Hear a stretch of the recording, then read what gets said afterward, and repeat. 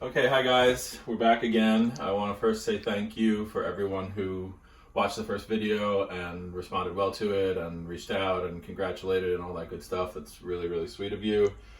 You know, we're far from megastar status yet, but that's not really what this is all about at this stage. It's kind of just about giving you guys some cooking tips and having some fun in the process, taking our mind off all this bullshit that's happening right now. So I had a friend ask about pasta. So I'm actually going to make some fresh pasta today, but what I'm going to do first is I'm going to make a ragu for that pasta because, you know, pasta is amazing on its own, but it's sometimes almost as good as the sauce you put it with. So we're going to make a really nice sauce for that today. So what I'm going to cook, I'm going to make a ragu out of a lamb neck. This is the lamb neck. It's actually the neck muscle and bones of the lamb. I'm going to open this up. You do not have to use lamb neck. It's kind of an esoteric ingredient. Very, very delicious because it's a very hard-working muscle. The harder the working muscle of the animal, the more flavor there's going to be. Also has a nice amount of fat on it. There's not terribly much meat, but a good amount of fat is what you want for something that's going to be a pasta sauce because it's going to coat that pasta really well. So you could easily use any other kind of bone and meat for this. You could use any kind of bone and beef. You know, something with a little bit of fat would be nice. Like you could even do a short rib. You could even do, you know, whatever you have. If you wanted to use something even like a flank steak or something like that, it would be a little bit different, but it wouldn't not work. It would be fine. You know, if you prefer pork, that's okay. Chicken, I would really use dark meat chicken only for something like this, but it's really going to be better with some kind of a red meat, like, you know, lamb, pork, or beef of some kind. I'm just actually seasoning my lamb neck, the whole thing, with a good amount of salt. I want to take a second just to talk about salt. Salt is very important, the kind of salt that you use. It's important to use the same kind of salt all the time because each salt has a different kind of salinity. So you get used to the salinity of the salt. Most chefs like to use the same salt for most of their career because all salt, you know, has different salinity. And if you jump into using a different kind of salt one time, you could potentially over-season your dish or under-season your dish. So you want to get used to the salinity of your salt. I prefer Diamond Crystal kosher salt. And I also love this Redmond's real salt. It's a very healthy salt. You know, people don't know that sea salt can actually contain a lot of mercury, just the same way seafood can. So it's not always the best. It's touted as something that's very healthy, but that's a reality. You have to worry about mercury. And also the Himalayan pink salt that people are so crazy about right now. A lot of it is gotten through dynamite blasting. So there's dynamite residue in a lot of it, and that's not something you want to put in your body. But this Redmond Real Salt is a domestic product. It's made in America. It's naturally mined, and it has a huge, amazing mineral content. So now that I've said my piece about salt, we're going to put a good sear on this lamb neck. It's got so much fat in there, I haven't added any fat to my pan. I'm just going to kind of move it around a little bit so it starts to brown. And again, like I said in the last video, or actually I didn't say it in the last video, but I said it on a post I made recently. When you're cooking with meat, the more color you get on the meat, the more flavor you're going to have in the dish. So you don't want to blacken it, you don't want to make it too dark brown, but it's important to get some good, nice brown color on the meat because that's going to put flavor into the dish.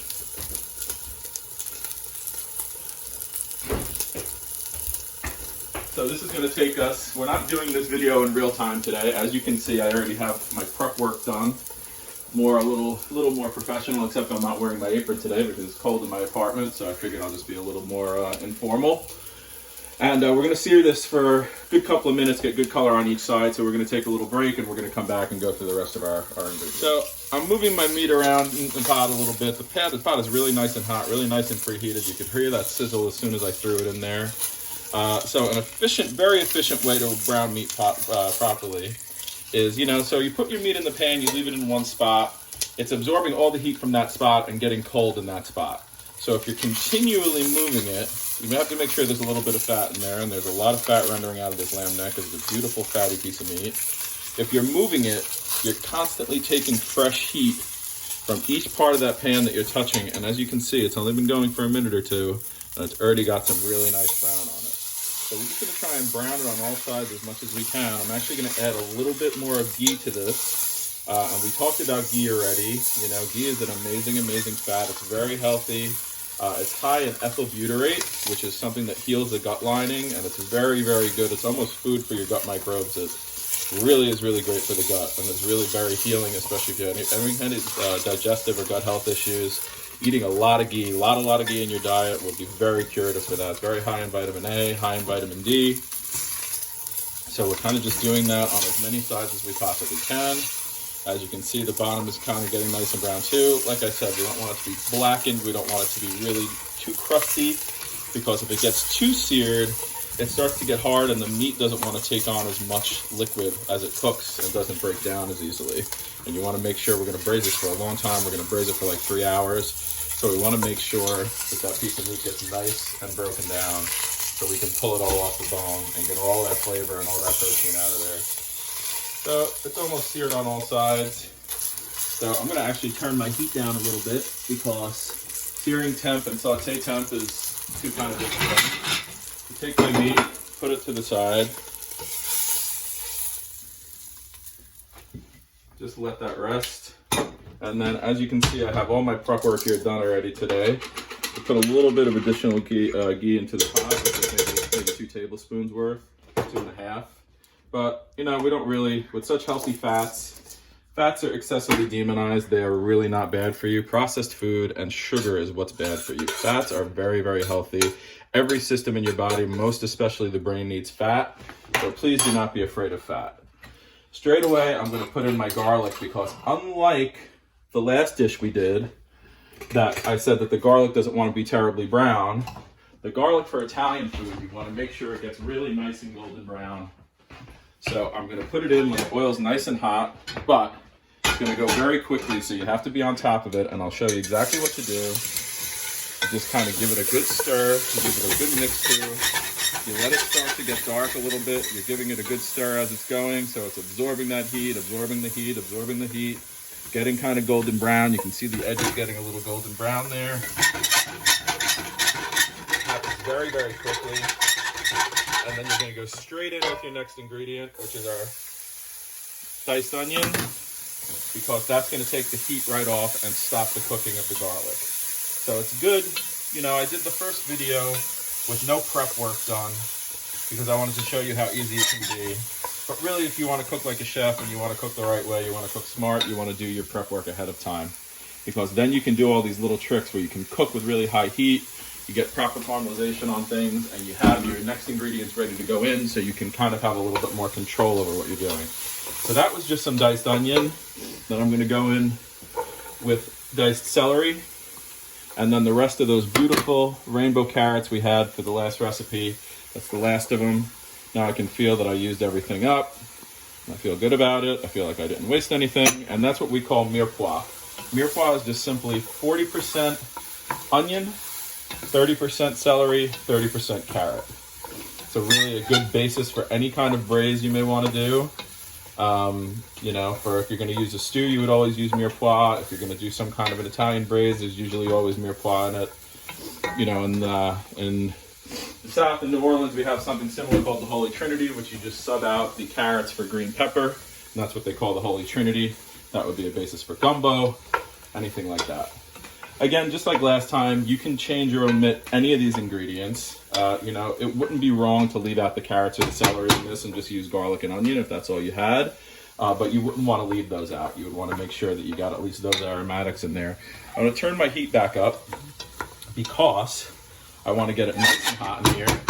We're going to let it saute for a couple minutes and then we'll be... Okay, so we're back. Our veg has been sauteing a little bit. I wanted to take a brief minute. You know, obviously it's still new to this. This is only my second video.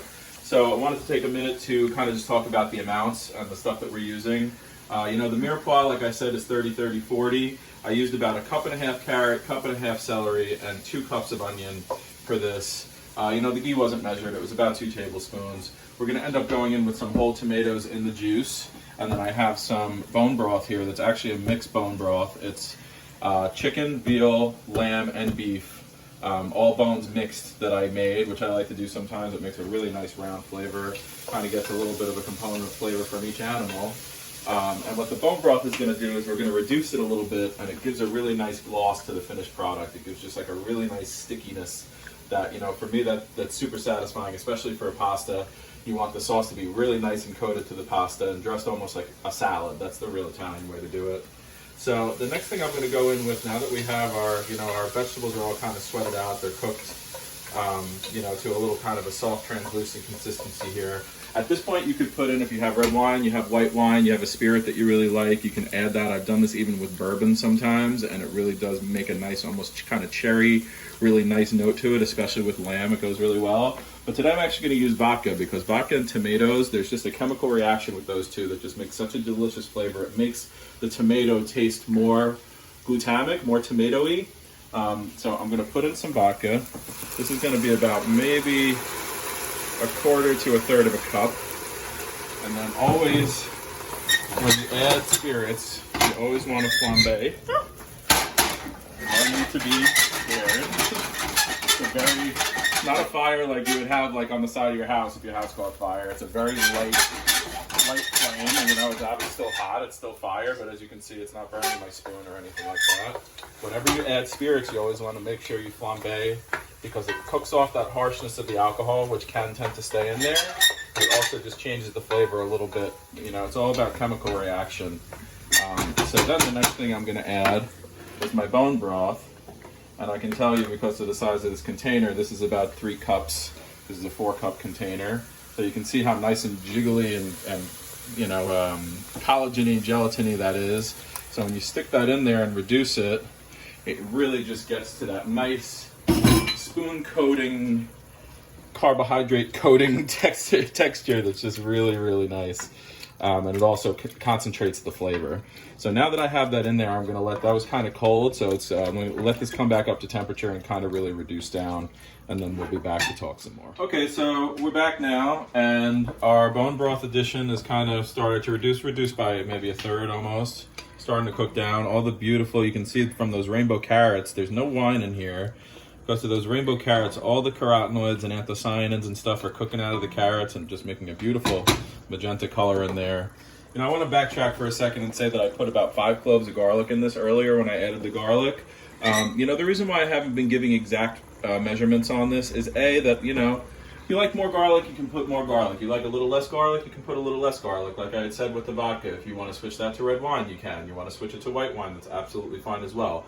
We're kind of cooking based on what we have right now, and I'm also trying to show through this that, like I said in the first video, cooking doesn't have to be this high-stress thing where you're saying, oh, I would love to make this dish, but if I don't have those 2 ingredients, I can't do it.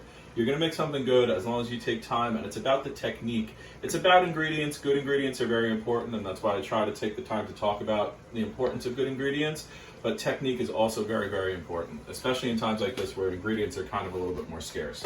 So we're at a stage where we're going to put in our tomatoes. These are just some whole plum tomatoes in the juice. Based on my Cambro here, it's about 1.5 quarts, which means it's 6 cups. So I'm going to just add those straight in.